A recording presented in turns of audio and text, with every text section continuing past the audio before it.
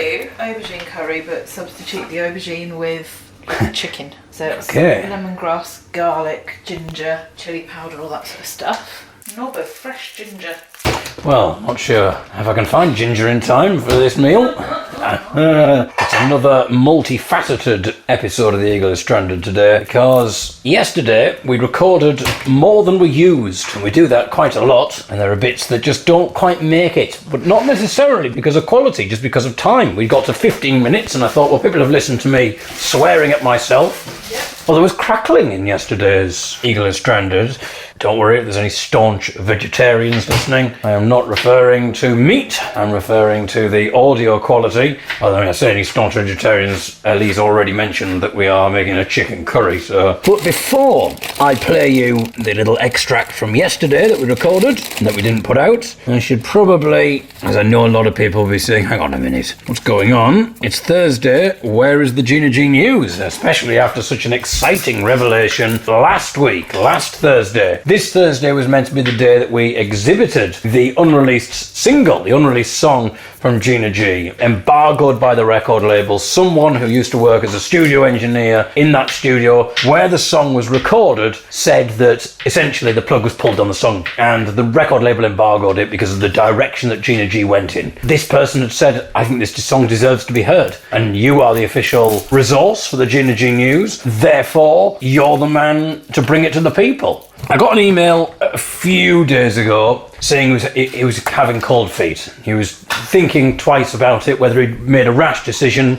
I think people had been nobbling him. And it might sound like quite a pleasant thing, depending on your thoughts, to be nobbled. But believe me, it's not a pleasant thing. If you don't know what it is to be nobbled, well, get yourself looking it up, but basically underhand methods of influencing.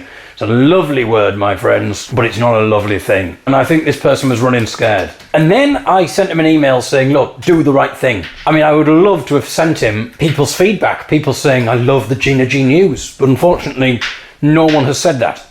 He then said, okay, I'll do the right thing. I'll pluck up the courage, I'll do the right thing. But he was concerned. Various things were happening, and I think he was concerned that someone was going to break into the house and steal the memory stick. And because he's also been listening to a lot of Paul Temple where that kind of thing goes on. Obviously not memory sticks, because he didn't have memory sticks in the 1940s. That would truly be shocking. I mean, that would be incredible. So he was worried that this was going to happen. So I said, well, protect the memory stick. I said, well, do you need to take precautions? And I assumed he was going to take a backup, make sure that... But for some reason, and you know how you react sometimes when you're frightened and your brain's not thinking properly. I got another email saying, look, there's going to be a delay on me sending this because I decided to swallow the memory stick.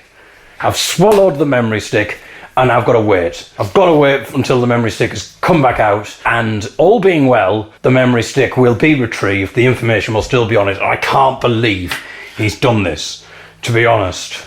It's unbelievable. But it is unbelievable. I mean, I said, what will it take to get this memory stick? And he said, just a little shit. That's what he said, Ellie. But you're right, it does sound unbelievable, doesn't it? Yeah. And you couldn't make it up, though. I think it's safe to say. I mean, there's some cynical people might say, it's almost as if, David, you woke up in the morning, realised it was Thursday, and you haven't set about recording or even writing a fake Gina G song.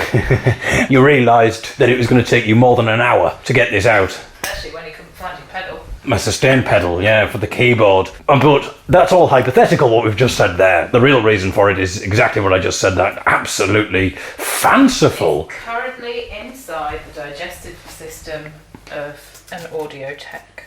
Exactly. So there you go. That's the Gina G news, my friends. And now, here is a little bit of what we recorded yesterday that didn't make it into the podcast, but as you're about to hear, not for quality reasons, but for reasons purely of time. I thought you'd probably have had enough once you've listened to me swearing for 15 minutes. And before we start this clip, in the clip, there is a reference to a video, and that is a reference to the video that we were talking about yesterday, my video entitled A Rude Awakening Down Under. So if you want to see that, that's available on YouTube. And I should also maybe warn you, just a little disclaimer, there seems to be quite a lot of disclaimers going on. Yesterday it was that there was lots of swearing in the podcast. Today Today's disclaimer is that this particular story touches on bereavement, touches on death, and so if that's an issue that might be... I think this is my first trigger warning. I mean, other than swearing, I think this is the first time in a podcast that I've ever done a trigger warning. Is this because I'm maturing, perhaps? My goodness. Or is it just that I've never had to do one before? I mean, I should arguably do a trigger warning at the start of many of these podcasts. If you really don't like your time being wasted with ephemera, then it's a bit of a trigger warning. This one might not be a podcast for you. But just a little heads up there. And now here is the clip from yesterday. Anyway, the video... Oh, God. I know. That's Ben running down the stairs there, just in case you were wondering what that was. Yeah. He does like to run down the stairs. Run down the stairs. And that concerns me as someone who's fallen down those stairs relatively recently. Did we cover that before? I don't think we talked about that. It's amazing what can go in your head, through your head, in a split second. And the first thought, as you were falling down the stairs and I had time to think, oh my God, that's it, she's gone.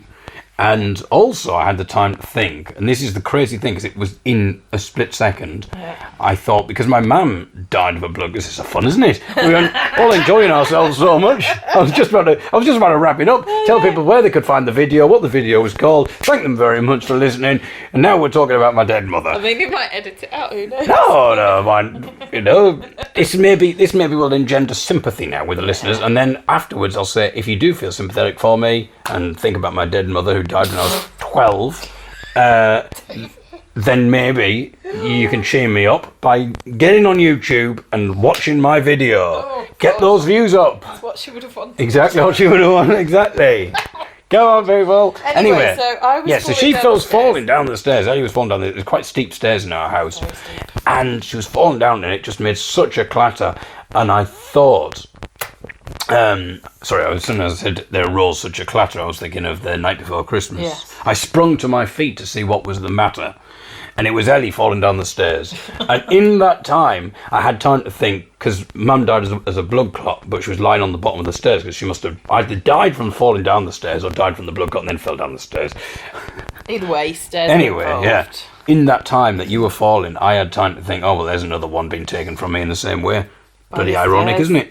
Ironic. You know what? When we move in together, we'll just have to have a bungalow. And I was obviously in the middle of doing the Eagle I wasn't recording. Just about to set up. That was another thought as well. Yeah. Another thought that I had was, surely she'd have done that a few minutes later. I'd have been recording this.